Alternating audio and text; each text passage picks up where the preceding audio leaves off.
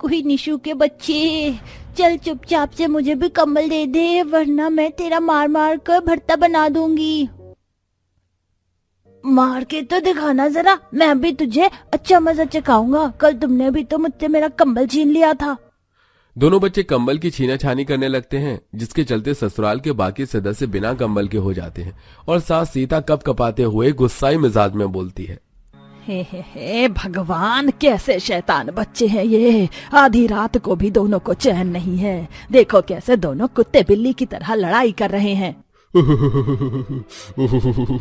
अरे भाई, क्यों आधी रात को चिक चिक बाजी कर रहे हो? अरे सो जाओ सब लोग। और ये कौन कंबल छीन रहा है? ऐसा बोलकर ससुर अपनी तरफ कंबल को खींचतानी करते हैं तो इस बार सास बड़बड़ाने लग जाती है। हाँ, खींच लो, सारे कंबल में तुम ही घुस जाना। तुम तो चाहते ही हो कि मैं इस ठंड में ठिठुर ठिठुर कर मर जाऊं ताकि मुझसे छुटकारा मिले। अरे क्या मुसीबत है। अरे कम से कम रात को तो चैन से सो लेने दो भगवान। अरे क्यों मेरा खून पी रही हो? एक तो तुम लोग मुझे इस खुली खिड़की के आगे करके सुला देते हो। सारी रात साए साए ठंडी हवा लगती है, नींद भी नहीं पड़ती। आधी रात में अपने ससुराल के अंदर कंबल के लिए घमासान लड़ाई का मंजर छाया देखकर गरीब बहू मायूसी से बोलती है, माँ जी, पापा जी, आप भी अगर बच्चों की तरह लड़ेंगे तो कैसे चलेगा। हम सबको हमारे परिवार की स्थितियों का पता तो है। हमारे पास इकलौता यही कंबल है और ठंड का मौसम भी इतना ज्यादा है। हम सब लोगों को इसी में गुजारा करना है। थोड़ा थोड़ा नजदीक आ जाइए, फिर सब लोग आ जाएंगे। इस तरह लड़ाई झगड़ा करके रात काली करने का कोई फायदा नहीं। सुबह सबको अपने अपने काम पर जाना है। सबके सब ठंड में हाथ पैर सिकोड़ कर चिपक चिपक कर सो जाते हैं, पर एक कंबल की वजह से कोई भी सही ढंग से नहीं सो पाता। इसी तरह से सवेरा हो जाता है। ये भगवान, ये कंबल ओढ़ने का कोई फायदा नहीं। रात भर से अभी तक भी हाथ पैर गर्म नहीं हुआ, एकदम बर्फ जैसा ठंडा हो रहा है। अब क्या नींद आएगी? सुबह के 5 बज गए हैं। चल बहू, चाय पराठा बनाने की तैयारी कर लेते हैं, दुकान भी लगानी है। हाँ माँ जी, चलिए। दोनों सास बहू तड़के उठकर चाय पराठे बनाने की तैयारी में जुट जाती हैं। तभी नींद में झपकी लेते हुए गलती से कंचन का हाथ कसने वाले बर्तन में घिस जाता है। वो बेचारी चीख पड़ती है, माँ, अरे कंचन बहू, क्या हुआ? तू ठीक तो है ना? हे भगवान, तेरे तो हाथ से खून बह रहा है, कैसे चोट लगा ली? माँ जी, रात भर तो नींद नहीं पूरी हो पाती है। गोभी कद्दूकस कर रही थी, आंख लग गई। ना जाने ईश्वर हमारे घर के दुख तकलीफ को कब खत्म करेगा। अब एक कंबल में काम नहीं चलने वाला। इस साल कैसे भी अपने घर के लिए कंबल खरीदना ही पड़ेगा। माँ जी, एक कंबल से कहाँ बात बनेगी? हमारा परिवार बड़ा है, कम से कम 2 कंबल तो चाहिए होंगे, तभी तसल्ली से नींद आएगी। अरे बहू, हम दोनों गरीब सास बहू इतनी मेहनत तो कर रही हैं। सुबह उठकर मेहनत करते हैं, सारा दिन रोड पर खड़ी रहकर गोभी के पराठे चाय बेचती हैं, फिर भी उतनी बढ़िया कमाई धमाई कहाँ हो पाती है। कोई बात नहीं, आज बाजार से चलते हुए एक बार कंबल का दाम पता कर लेंगे। चाय गोभी पराठा तैयार करते हुए दोनों सास बहू को काफी देर हो जाती है। तभी स्कूल के आधे टाइम में ही निशु ठीकते हुए बस्ता लेकर घर आ जाता है। निशु बेटा, स्कूल से चला क्यों आया है? हे भगवान, माँ जी, इसका तो सारा शरीर तप रहा है। माँ, मुझे स्कूल में बहुत बुखार लग रहा था। रात भर कंबल में डर लगती है, नींद भी नहीं आती। आप लोग भी हमारे लिए एक नरम नरम रजाई ले आइए ना। बच्चे के रजाई की ख्वाहिश को सुनकर दोनों सास बहू की आंखों में आंसू ठहर जाते हैं और आंसुओं को संभालते हुए बुजुर्ग सास बोलती है, रो मत मेरे प्यारे पोते, बहुत जल्द माँ और दादी हमारे परिवार के लिए भी बढ़िया सा कंबल लेकर आएंगे, ठीक है ना? फिर दोनों सास बहू चाय पराठे का ठेला लेके बाजार में अपनी जगह पर आ जाते हैं। माँ जी, हमारी जगह पर तो दुकान खुल गई है। अब हम अपना चाय और गोभी का पराठा कहाँ लेकर जाएंगे? चले एक बार बात करके देखते हैं। बहू भला आदमी होगा तो अपनी दुकान के आगे हमको थोड़ी सी जगह में ठेला लगा लेने देगा। दोनों दुकानदार से आकर बात करती हैं, मगर दुकानदार उन्हें ठेला लगाने देने से साफ इनकार कर देता है। देखो अम्मा, अपना हिसाब किताब बिल्कुल वैसा है कि घोड़ा घास से दोस्ती कर लेगा तो खाएगा क्या है? अब मैंने ये दुकान खुद अपने खाने पीने के कारोबार के लिए शुरू की है। अब अगर मेरी दुकान के आगे तुम दोनों अपना चाय पराठा बेचोगी तो मेरा क्या फायदा होगा? देखो कहीं और जाकर देखो अपना अड्डा। हाँ, दोनों दुखी मन से अपना ठेला आगे बढ़ाकर खड़ी हो जाती हैं। रिकॉर्ड तोड़ सर्दी के चलते घना कोहरा छाया हुआ था। चाय पराठा खा लो, गर्मा गर्म गोभी खस्ता पराठा खाओ, आ जाओ आ जाओ।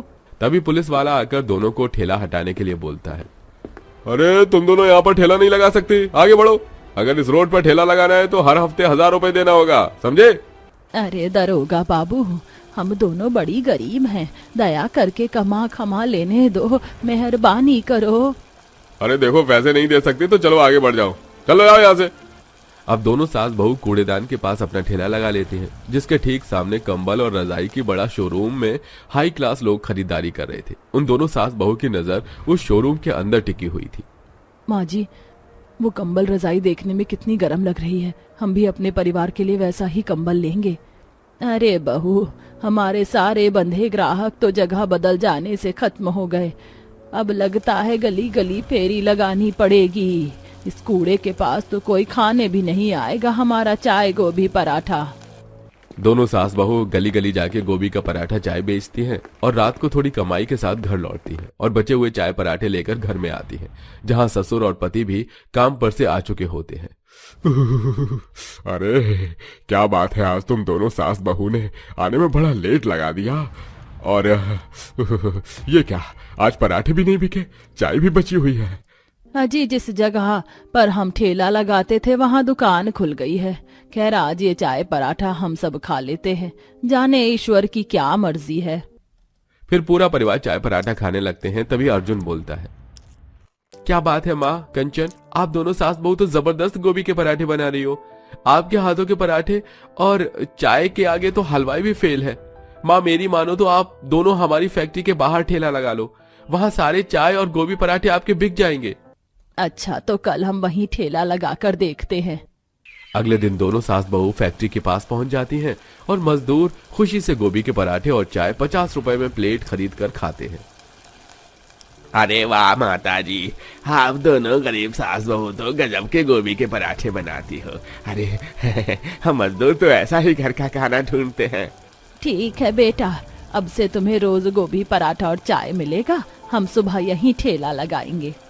अब सुबह दोनों सास बहू फैक्ट्री के पास ठेला लगाती हैं और शाम को गांव के बाजार में, जिससे उनकी आमदनी होने लगती है। और अब वो पैसे जोड़कर दोनों कंबल खरीदने जाती हैं। आइए आइए बहन जी, बताइए कैसे कंबल दिखाऊं? भाई साहब, हमें 2 कंबल चाहिए, कंबल मुलायम और भारी दिखाना। जी ये लीजिए, इस कंबल में बड़े आराम से आपके परिवार की सर्दी जाएगी। ले जाइए, 2500 में 2 हैं। दोनों दुकानदार को पैसे दे देती हैं और कंबल खरीदकर घर लाती हैं। अरे वाह, ये कंबल कितना नरम गरम है, आज तो हम सब लोग सुकून से सो पाएंगे। माँ जी, अब तो हमारे पास ओढ़ने के लिए नए कंबल मौजूद हैं, तो इस पुराने कंबल का क्या करें? देख ले बहू, मैं तो कहती हूँ बिस्तर में बिछा दे, ताकि बिस्तर थोड़ा मोटा और गद्देदार हो जाएगा। बहू ऐसा ही करती है और अब एक कंबल में सास ससुर और निशु सोता है और एक में बहू बेटा और उनकी बेटी। इस तरह सब लोग सुकून से सोते हैं। लेकिन सुबह ससुर कमर पकड़े हुए दर्द से कराहते हुए उठते हैं। अरे हुई माँ, अरे मर गया रे, ओहो। अरे क्या हो गया? कल तो कंबल में अच्छे से सोए थे, फिर क्यों करहा रहे हो? अरे भगवान, जमीन एकदम ठंड से भरी थी, इतने पतले दुबले बिस्तर में नींद नहीं आती। लगता है घर के लिए गद्दा भी लेना पड़ेगा, सर्दी का मौसम है, जमीन सीलन से भर जाती है। दोनों सास बहू गद्दे की दुकान पर जाके रेट पूछते हैं। दुकानदार उनकी गरीब वेशभूषा को देखकर रूखाई से बोलता है, अरे चले जाओ, यहाँ गद्दा खरीदने तुम्हारे बस की बात नहीं है, हैं? इंसानों को अपनी औकात देखकर जितनी चादर है उतने पैर फैलाने चाहिए। चलिए यहाँ जाने कहाँ से। भाई साहब, आप रेट तो बताइए गद्दे का, लेना है कि नहीं, हम तय करेंगे। तो सुनो, इस दुकान का सस्ते से सस्ता गद्दा भी कम से कम 3000 रुपए का आएगा। इतना रेट सुनकर दोनों सास बहू मुंह लटकाकर घर लौट आती हैं। बहू, हम जैसे गरीबों के लिए घर में सहूलियत की चीज लगवाना असंभव सा हो गया है। 3,000 जोड़ने में तो हमें कम से कम 2-2.5 महीना का समय लग जाएगा। कैसे होगा? माँ जी, क्यों ना हम सास बहू अलग अलग जगह चाय पराठा बेचें। ईश्वर ने चाहा तो 1 महीने के अंदर ही हम घर में गद्दा ले आएंगे। अब दोनों सास बहू ठंड में काफी संघर्ष करती हैं और अलग अलग होकर चाय और गोभी पराठा बेचती हैं, जिससे आखिरकार वो पाई पाई जोड़कर गद्दा ले जाती हैं, जिसे देख सबके चेहरे पर खुशहाली थी। देखिए माँ जी, हमारी मेहनत रंग ले आई। हमने कंबल और गद्दा दोनों ले लिया। इस साल सर्दी का मौसम अच्छा गुजरेगा। सच में बहू, अब रातों की नींद खराब नहीं होगी। ईश्वर का धन्यवाद जो उसने हमारे व्यापार में बरकत किया, जो हम सहूलियत की चीज ले आ पाए। निर्मला और चमनलाल दोनों ही शाम के वक्त चाय का आनंद ले रहे होते हैं। तभी निर्मला की बेटी सुमन का आना होता है। अरे क्या बात है निर्मला, देखो देखो देखो कौन आया है। अरे ये तो मेरे जिगर का टुकड़ा है, टुकड़ा। और दामाद जी, आइए आइए, बैठिए ना। बहू, जरा सुमन और दामाद जी के लिए गर्मा गर्म चाय ले आ। नमस्ते माँ जी, नमस्ते पापा जी, नमस्ते भाभी जी। नमस्ते जी, नमस्ते। आप बैठिए, माँ जी अभी लेकर आती हूँ नंद नंदोई जी के लिए चाय। माला गर्मा गर्म चाय लाती है कि तभी टिफिन निकाल कर सुमन कहती है, ये लो भाभी, ठंड में अपने हाथों से गर्मा गर्म गुलाब जामुन बनाकर लाई हूँ, लेकिन लाते लाते ठंडा हो गया है। अब आप इसे गर्म करके ले आइए। वाह वाह, इतनी ठंड में मेरी बेटी क्या ससुराल गई। मैं तो जाड़े में गर्मा गर्म गुलाब जामुन खाना ही भूल गया। अब तो मैं रोज ही गुलाब जामुन खाऊंगा। बहू जा, इसे जल्दी से गर्म करके लिया। जी पिताजी। माला गुलाब जामुन से भरा टिफिन किचन में लेकर जाती है और गुलाब जामुन गर्म करके लाती है। सभी गर्मा गर्म गुलाब जामुन खाने लगते हैं। खासकर निर्मला और चमनलाल को तो कुछ ज्यादा ही गुलाब जामुन पसंद थे, और जब गुलाब जामुन गर्म हो तो वह दोनों रुकने का नाम ही नहीं लेते। भाभी, ये सर्दी आपकी पहली सर्दी है ना, तो अब आपका काम थोड़ा सा और बढ़ने वाला है, क्योंकि पिताजी और माँ को गर्मा गर्म गुलाब जामुन बहुत पसंद है, वो भी जाड़े में। अरे बहू को तू क्या बता रही है? बहू को तो किसी भी काम के लिए कह दो, कभी मना नहीं करती है। और निर्मला, तुम्हें याद है ना बहू के हाथों की पहली रसोई का मीठा, जिसमें बहू ने गुलाब जामुन बनाया था? कुछ भी कहो, बहू के हाथों में बहुत स्वाद है, हर चीज स्वादिष्ट बनाती है। बहू, तुझे एक बात बता देती हूँ, आज सुमन आई है तो गुलाब जामुन खाकर मन तो बाग बाग हो गया है। अब से तुझे रोज ये बनाना है। चलिए माँ पिताजी, हम चलते हैं। मैं तो खास तौर पर ये गुलाब जामुन आप दोनों को देने के लिए आई थी। ठीक है बेटी, खुश रहो तुम दोनों। अपने माता पिता को गुलाब जामुन का चस्का लगाकर सुमन वहां से चली जाती है और माला ये सब देखकर सर पकड़ लेती है। बहू, अरे ओ बहू, कहाँ है बहू? अरे तू कहाँ है? हाँ हाँ पिताजी, बस आ गई। मुझे पता चल गया था आप उठ गए हैं, मैं चाय ही बना रही थी। हो ये सर्दी। अरे बहू, बुढ़ा चाय नहीं मांग रहा है, गर्मा गर्म गुलाब जामुन मांग रहा है। निर्मला अपनी बहू से ये कही रही होती है, तभी वहां माला अपने सास और ससुर के लिए चाय लेकर पहुंच जाती है। बहू, इसे दूर कर। आज से सुबह चाय नहीं बल्कि गुलाब जामुन, और गुलाब जामुन की गर्मा गर्म चाशनी चाहिए। एकदम मुंह की बात छीन ली है तुमने निर्मला। बहू, अगर चाय बना ही ली है तो ये चाय हम पी लेते हैं, लेकिन कल से घर में चाय की जगह गुलाब जामुन और गुलाब जामुन की गर्मा गर्म चाशनी होनी चाहिए। हे भगवान, एक तो ये ठंड, ये क्या नई मुसीबत है। नंद जी को भी क्या जरूरत थी गुलाब जामुन लेकर आने की। अब एक नई मुसीबत सर पर खड़ी है।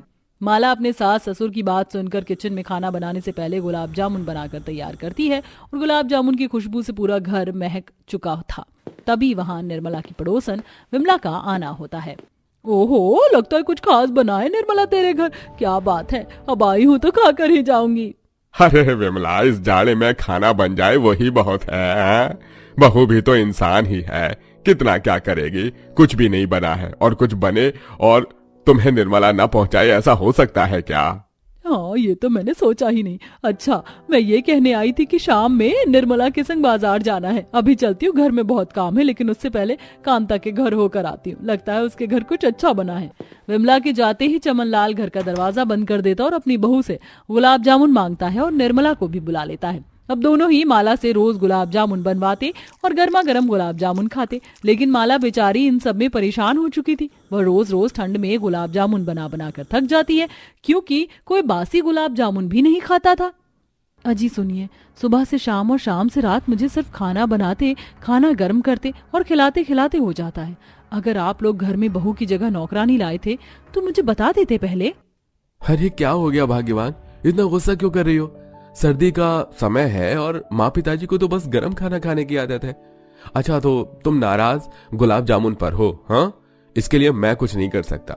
वो तो माँ और पिताजी का खास फेवरेट है। इतनी ठंड है, लेकिन इस इंसान से तो कुछ उम्मीद करना भी बेकार है। ये तो अपने माँ बाप की इकलौती ऐसी औलाद है जो बस बटन दबाने पर ही काम करता हो। अरे सुनो तो, क्यों गुस्सा होती हो? कहो तो तुम्हारा मूड 1 मिनट में ठीक कर दूं। और अभी आगे कुछ बोला तो मैं तुम्हारा दिमाग जरूर ठीक कर दूंगी। मुझे गुलाब जामुन बनाने जाना है। इतना कहकर माला किचन में चली जाती है। माला बहुत ज्यादा परेशान हो चुकी थी। एक रोज माला अपनी सास निर्मला से कहती है, माँ जी, मैं कह रही थी कि घर का काम करते खाना बनाते लेट हो जाता है और पिताजी को आज वाला गुलाब जामुन कल नहीं खाना और कल वाला गुलाब जामुन परसों नहीं खाना, तो क्या मैं ज्यादा सा गुलाब जामुन बनाकर उन्हें बिना बताए उसे गर्म करके नहीं दे सकती? आप तो मेरी मजबूरी समझिए माँ जी।